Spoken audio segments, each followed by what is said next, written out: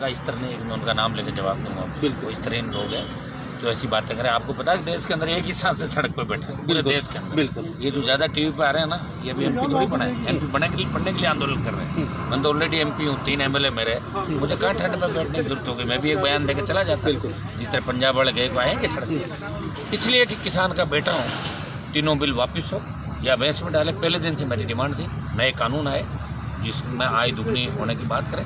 और चूंकि कांग्रेस पार्टी आज जो बात करी है, 50 साल कांग्रेस ने भी राज किया था और बीजेपी के लोग बार बार कांग्रेस पे राहुल गांधी पे बात डाल के इस आंदोलन को मोड़ देना चाहते हैं। ये कांग्रेस का आंदोलन नहीं है। प्रधानमंत्री नरेंद्र मोदी से किसानों को उम्मीद है कि जब धारा 370 जो व्यक्ति हटा सकता है वो किसानों का भला कर सकता है। इसलिए देश का किसान, लाखों किसान सड़क पर बैठा है। कि बीजेपी को इसको अदरवाइज में नहीं लेना चाहिए। तीनों बिलों के साथ साथ वापिस लेने के साथ एमएसपी डालने के साथ हमारी मांग थी कि एमएसपी पे खरीद की गारंटी का कानून बने। आज एमएसपी लागू है देश के अंदर, लेकिन राजस्थान में अब की बार मूंग 1% खरीदा गया, 1%। हरियाणा के अंदर भी आप देख लो फसलें किस तरह, भुगतान नहीं हो रहा, खरीद नहीं हो रही है, ये दागदार है, ये काला है, ये पीला करके किसान को मंडी से वापस भेज दिया जाता है। तो इसके लिए जिम्मेदार कौन है? ये किसान चाहता है कि इसका गारंटी का कानून बन जाए। गारंटी कानून सरकार को बनाना चाहिए। संपूर्ण स्वामीनाथन आयोग की रिपोर्ट लागू करनी चाहिए। बीजेपी कह रही कि हमने स्वामीनाथन आयोग की रिपोर्ट लागू की, 1.5 गुना किया। 1.5 गुना तो अपना आप ही आपने 1.5 गुना करना संपूर्ण स्वामीनाथन आयोग की रिपोर्ट नहीं है। संपूर्ण स्वामीनाथन आयोग की रिपोर्ट के अंदर लागत से 1.5 से 2 गुना 3 गुना करना है। जिस तरह जापान अमेरिका के अंदर किसान 100 रुपये खेती पे खर्च करता है तो उसको 300 रुपये मिलते हैं लाभकारी खेती है। या तो 100 रुपये खर्च करने में 57 रुपये मिलता है। हमने कर्ज माफी की बात भी करी। एनडीए के अंदर होते हुए भी लोकसभा के अंदर पुरजोर तरीके से कहता हूँ कि किसानों का संपूर्ण कर्जा माफ हो, राजस्थान का और देश के किसानों का, टोल मुक्त देश हो। ये हनुमान बेनीवाल कहता, इसलिए एनडीए छोड़ के सड़क पे। अब लोगों को पेट में दर्द होता है, उनकी दुकानें बंद हो गई राजस्थान के अंदर, इसलिए वो चाहते हैं कि सड़क पे भी क्यों बैठा है। एनडीए तो छोड़ दे ठीक है, लेकिन सड़क पे बैठा है ना तो इसका अखबार में नाम आ जाता है या टीवी वाले दिखा देते हैं। सिर्फ हमारे ही नाम आए दलालों का, ताकि हम जाके अपना जो पहले धंधा करते थे राजस्थान में, आगे आए बिक गए, आगे आए बिक गए। किसको किसान की चिंता है? और जो किसान की चिंता करता है वो जीतता नहीं है क्या? मेरे से आगे बैठे हैं, इनमें कोई जीता हुआ है क्या? पूछो इनको कितनी बार आ रहे हैं, कितने नंबर पर है। मतलब 3 विधायक भी बनाए, एमपी बना, और 52 से लेके पहला किसान का बेटा हूँ जिसकी खुद की पार्टी राजस्थान में। आज तक पार्टी नहीं बना पाई कोई किसान राजस्थान में खुद की। यूपी से लाता था, कोई हरियाणा से लाता था, कोई बिहार से उधार की पार्टी लाता था, वो चुनाव के बाद बाहर चली जाती थी। पंचायत चुनाव लड़े, नगर पालिका चुनाव भी लड़वा रहा हूँ और बॉर्डर पर भी बैठा हूँ। मैं एनडीए के अंदर जरूर था, और मैं जब 12 तारीख को आया था तो गृह मंत्री के कहने से मैं वापस चला गया था। और मैंने ये बात सार्वजनिक कही थी। इनकी तरह थोड़ा ही होंगे, पता नहीं चीन से बात करते हैं, अमेरिका से, पता नहीं लगता इन लोगों का। मैंने तो ओपन ये कहा कि गृह मंत्री की बात रखते हुए 7 दिन के लिए वापस जा रहा हूँ और इसको डेफर कर रहा हूँ और पुणे आऊँगा। और 26 तारीख को 1 लाख लोगों के साथ आया। मैं हिंसा नहीं चाहता था, लेकिन बैरिकेड तोड़ के मैं भी चला जाता आगे। लेकिन हनुमान बेनीवाल आज भी चाहता है कि किसानों की जीत हो। हमारा मकसद क्या है कि जिसको लेके आंदोलन देश के अंदर चला, देश का नौजवान किसान चाहते उन्हें भ्रम जाल में नहीं फंसाया जाए, उनकी जीत हो। ट्रैक्टर परेड की भी अगर बात किसान कर रहे हैं तो सरकार को अगर शांतिपूर्वक ट्रैक्टर मार्च की बात करें तो परमिशन देनी चाहिए। मेरा ये निवेदन है कि 26 जनवरी को सब लोग अपने घरों पे भी तिरंगा लगाते हैं, ऑफिस पे लगाते हैं, हर आदमी को अधिकार है। तो अहिंसात्मक तरीके से अगर परेड भी होती तो उसकी भी बैठ के बात करनी चाहिए। और सरकार धीरे धीरे नरम हो रही है और हम उम्मीद करते हैं कि सरकार को किसानों की मांग माननी चाहिए, क्योंकि किसान आंदोलन अगर बिगड़ गया तो सरकार की बहुत बड़ी बदनामी होगी। ये फिर हिंसा का रूप अगर अख्तियार कर लेगा तो उस नुकसान की भरपाई ये देश नहीं कर पाएगा। ये इसीलिए हनुमान बेनीवाल 28 दिन से लगातार इस पर बैठा। एनडीए भी छोड़ दिया मैंने। ये लोग तो अपनी गाड़ी की सीट नहीं छोड़ते हैं, खुद की गाड़ी की।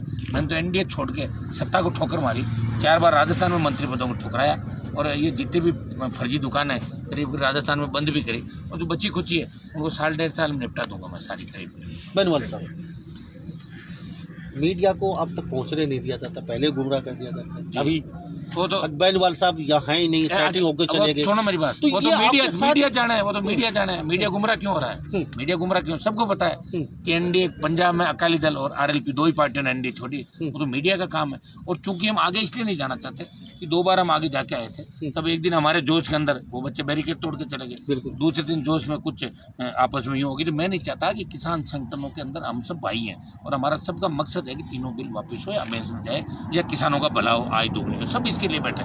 इसलिए हमने जिस दिन रैली करी थी 12 तारीख को, जब मैं कूच करने आया था तो यहाँ 12-15 लोग बैठे थे, एक टेंट लगा कोने के, वो मैं ही था जिसकी वजह से हाईवे जाम हुआ। और मेरे आने के बाद ही धीरे धीरे करके लोग यहाँ आने लगे। उससे पहले कहाँ गए थे? इनको रोका था किसी ने आने से? और मैं बिना शर्त इस आंदोलन को समर्थन दे रहा हूँ। मुझे शौक नहीं कि दूसरे बॉर्डर पर जाऊँ, मैं मेरी फोटो खिंचाऊँ और अखबार में नाम डलाऊँ, भाषण दूँ। मैंने आपको पहले ही कहा कि राष्ट्रीय लोकतांत्रिक पार्टी आंदोलन की अगुवाई नहीं कर रही है, वो बेग से समर्थन दे रही है। जिस तरह बीएसएफ लड़ता है और जब लड़ाई वार हो जाता है तो मिलिट्री आगे जाती है, बीएसएफ पीछे आ जाती है, तो मिलिट्री की भूमिका के अंदर है इस आंदोलन के अंदर। आवश्यकता पड़ी तो किसान के बेटे सड़कों पे भी आएंगे, दिल्ली भी कूच करेंगे, आवश्यकता पड़ी तो करेंगे सारा काम। लेकिन किसी के कहने से कोई फर्जी व्यक्ति कोई नाम लेके कहते जिसकी खुद की दुकान नहीं, जिसकी खुद की दुकान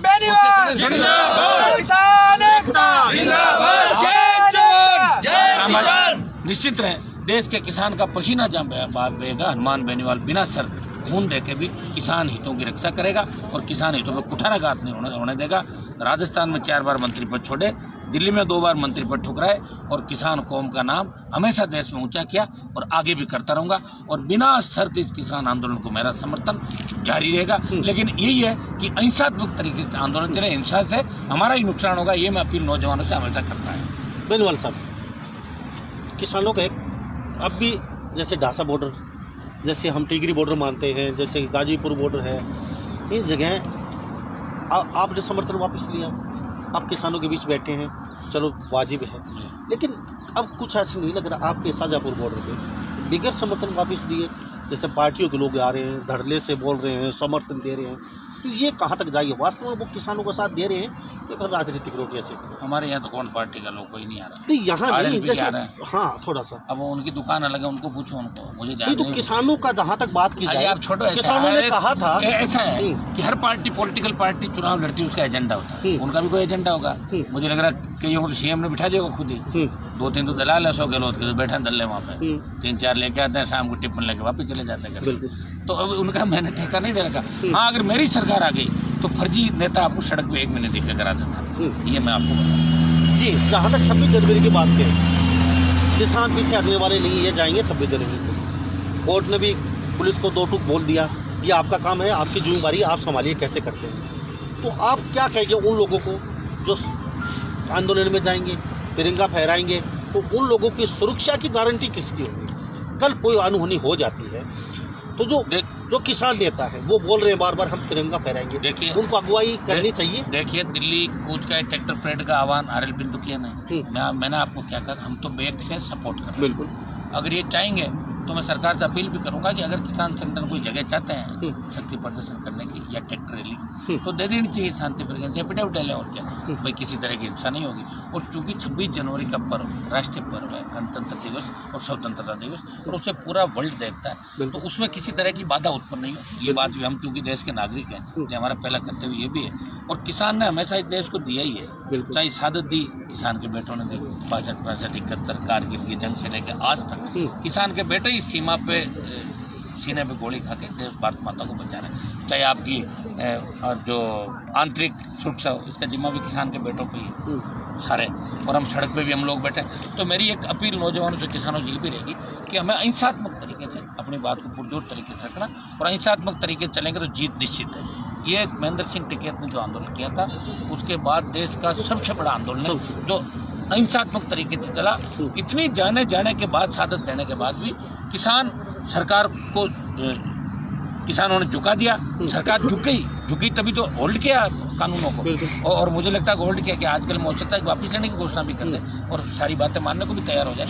अगर सरकार को सद्बुद्धि दे दे भगवान, तो किसानों को नाराज सरकार नहीं करे, क्योंकि किसानों का आशीर्वाद से प्रधानमंत्री बने नरेंद्र मोदी जी।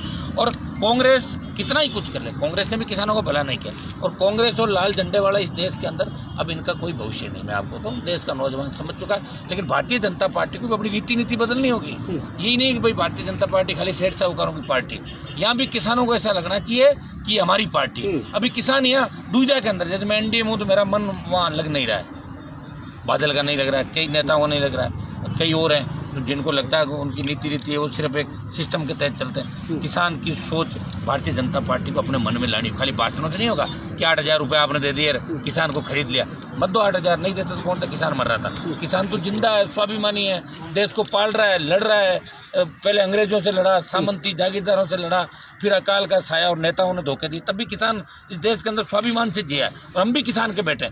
शायद मेरा तो एक पहला उदाहरण होगा देश में जिन्होंने बिना शर्त बिना उस आंदोलनकारी जो संगठन उनसे बिना बात किए निस्वार्थ भाव से एनडीए छोड़ के इस आंदोलन को देश में हवा दी कि राजस्थान में भी आंदोलन कमजोर नहीं है। राजस्थान का किसान का बेटा भी अपने छोटे भाई हरियाणा और पंजाब के किसान के बेटों के साथ खड़ा है। ये हनुमान बेनीवाल ने आह्वान पूरे देश के नौजवानों से किया था और एनडीए छोड़ के और सड़क पे बैठा हूँ। पहला एमपी हूँ तो सड़क पे बैठा हूँ। आप देख रहे हो, कुछ कहने वाले तो कुछ भी कहते, कहने वाले तो लोग ये भी कहते कि नरेंद्र मोदी प्रधानमंत्री नहीं मानते, कोई कहते अमेरिका को नहीं मानता, मैं तो पागल गणे दुनिया के अंदर, तो पागलों कहने थोड़ी चलेगा।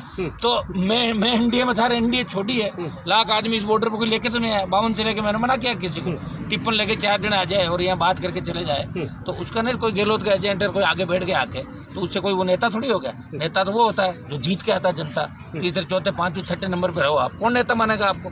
वो भी हमारा आशीर्वाद है। अब की बार पता ही नहीं चलेगा कहाँ गए, जब इसका चुनाव बाकी है राजस्थान का। बेनीवाल जी, सरकार के बीजेपी के साथ रहे हैं हमेशा और आपने उनके अच्छे कामों की तारीफ भी की है। अगर ये कानून सारे वापस आज या कल में हो जाते हैं, जो डिमांड है किसानों की मांग ली जाती है, फिर आपका रुख क्या दोबारा? मेरा रुख तो मैं पूरी पंचायत वापस बिठाऊंगा राष्ट्रीय लोकतांत्रिक पार्टी की राजस्थान। मैं हमेशा पूछ के निर्णय करता हूँ, अकेला नहीं करता। जैसा बच्चों का निर्णय होगा वैसे ही हो जाएगा, जैसा ये लोग चाहेंगे वैसा ही निर्णय होगा, नहीं तो अकेला ही लड़ता रहूँगा। यूपीए कांग्रेस और लाल झंडे वालों के साथ इस देश में नहीं जाऊँगा। तो कर दिया ना क्लियर पहले से।